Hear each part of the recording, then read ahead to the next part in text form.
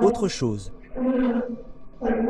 علي ابو لبن كان مشهور في تيك توك كيقلد الشخصيات، كان عنده متابعين بزاف وكيبان انسان ناجح ومضحك. كان متزوج بزوجته انا.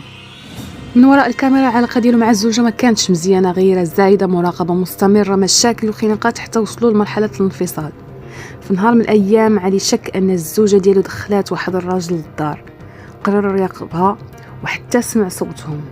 الغضب سيطر عليه، دخل للدار وهو معصب ولقى الزوجه مع راجل اخر. في واحد اللحظه كل شيء غادي يتبدل وتيرا فيهم بجوج.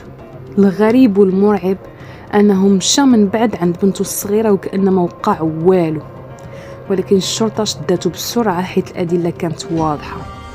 علي للاسف تحكم عليه بالسجن المؤبد، وقصته ولات مثال على كيفاش الغضب والغيره يقدروا يدمروا حياه كامله.